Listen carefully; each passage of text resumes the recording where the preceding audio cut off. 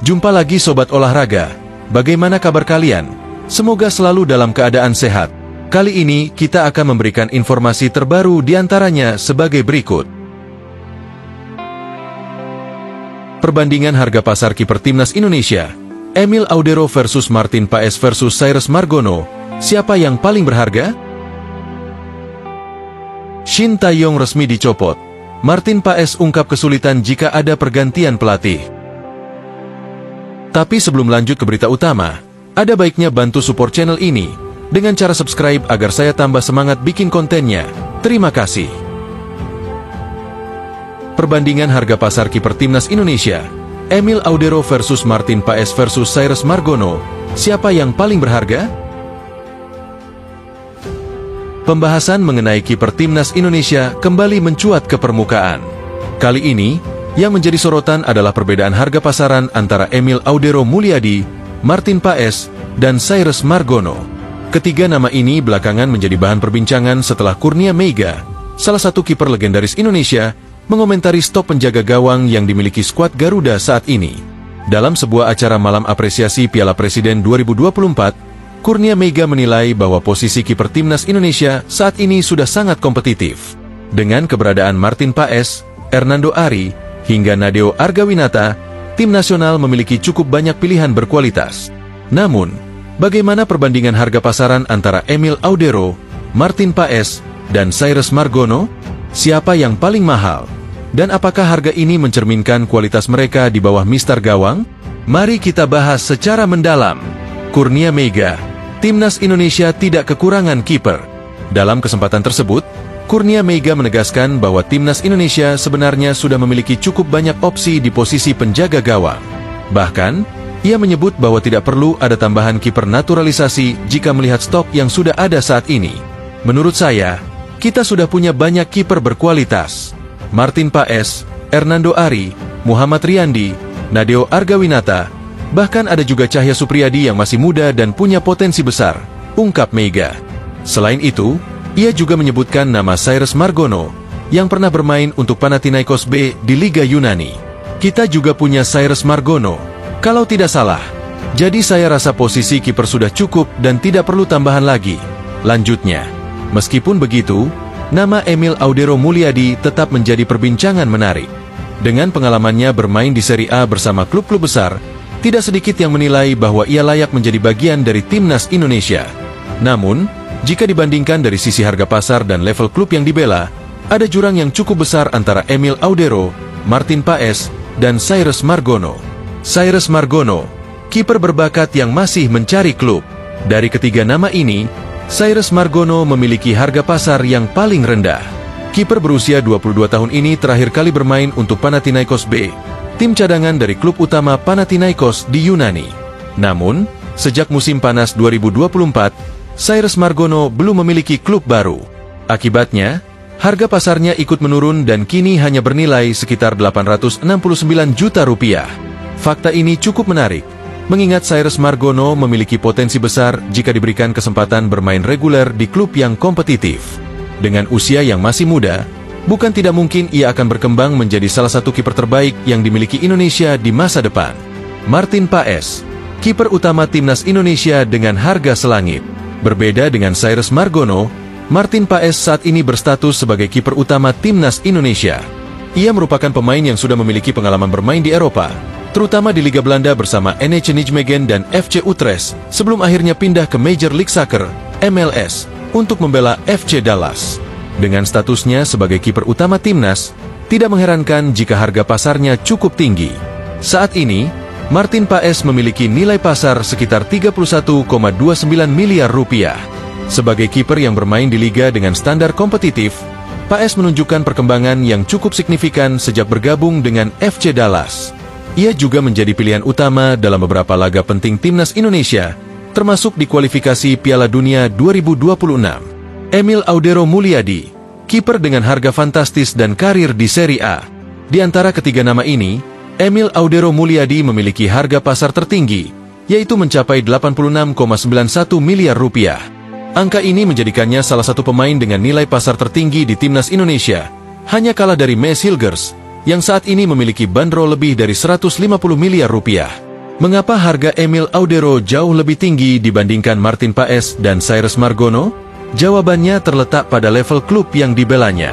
Sejak memulai karir profesionalnya, Emil Audero telah bermain di beberapa klub besar Italia, seperti Juventus, Venezia, Sampdoria, Inter Milan, dan kini Como 1907. Pengalamannya bermain di Liga Top Eropa tentu menjadi faktor utama yang membuat harga pasarnya lebih tinggi dibandingkan dua kiper lainnya.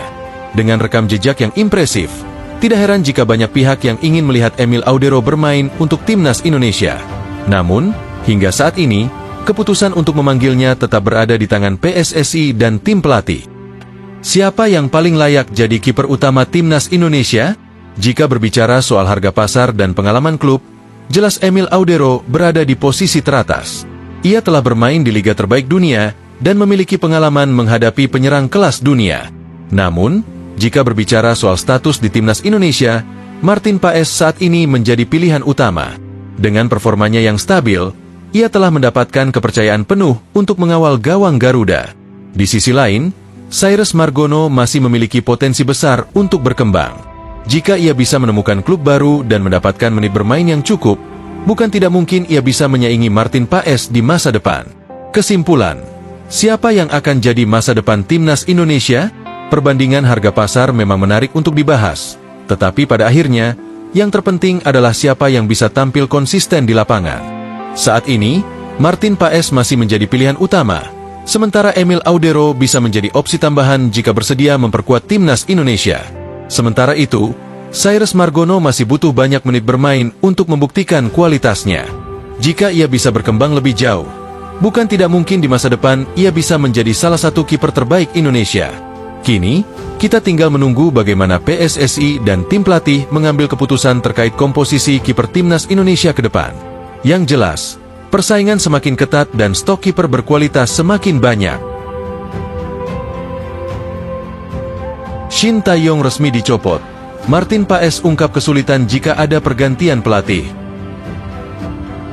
Di tengah perjuangan timnas Indonesia dalam ajang kualifikasi Piala Dunia 2026, PSSI membuat keputusan besar dengan mengganti Shin Tae-yong dari posisi pelatih kepala.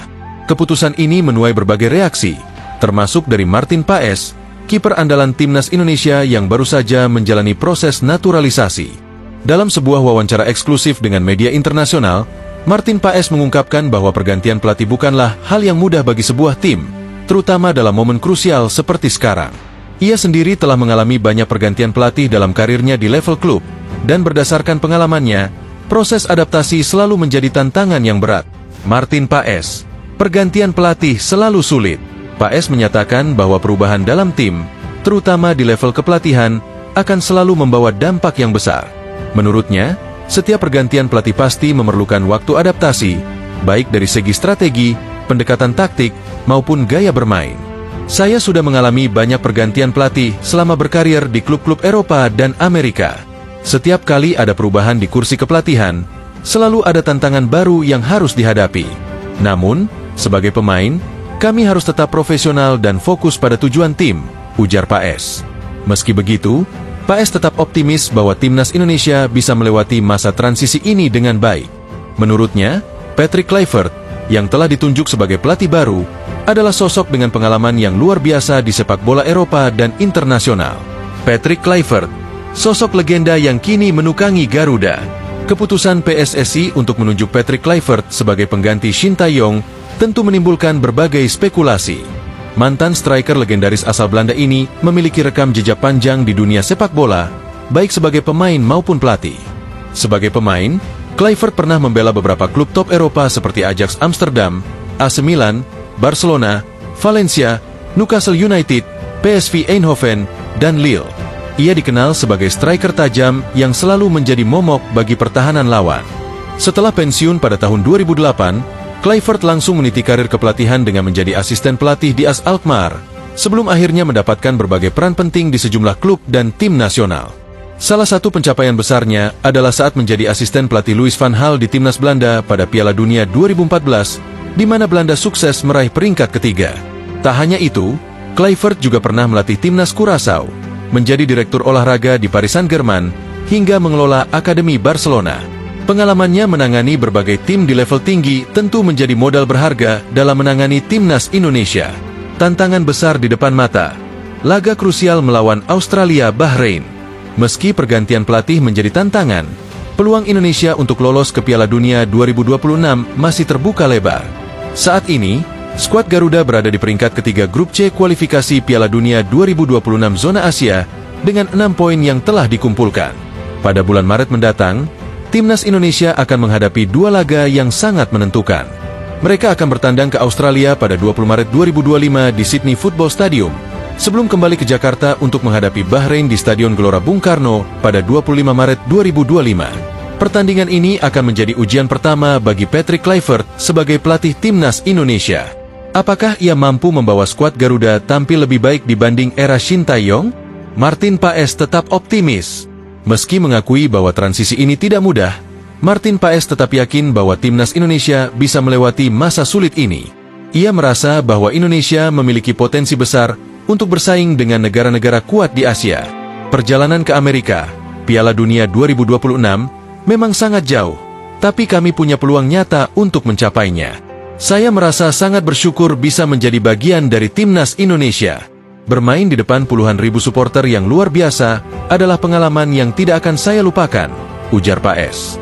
Paes juga menambahkan bahwa dukungan dari para penggemar sepak bola Indonesia akan menjadi faktor penting dalam membantu timnas melewati masa transisi ini.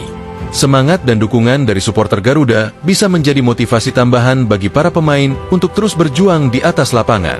Kesimpulan, era baru Timnas Indonesia dimulai. Keputusan PSSI untuk mengganti Shin Tae-yong dengan Patrick Kluivert menandai dimulainya babak baru bagi Timnas Indonesia. Meskipun perubahan ini mungkin menimbulkan tantangan, Timnas Indonesia tetap memiliki peluang besar untuk meraih hasil terbaik di kualifikasi Piala Dunia 2026. Kini, semua mata tertuju pada bagaimana Patrick Kluivert akan membangun strategi dan filosofi permainan baru bagi Timnas Indonesia. Apakah dia mampu membawa Garuda terbang lebih tinggi? Hanya waktu yang bisa menjawab. Yang jelas, perjuangan belum selesai. Dukungan penuh dari masyarakat Indonesia sangat dibutuhkan agar skuad Garuda bisa mewujudkan mimpi tampil di Piala Dunia untuk pertama kalinya dalam sejarah. Nah, demikianlah video kita kali ini. Semoga bermanfaat buat kalian semua. Akhir kata saya izin pamit. Terima kasih.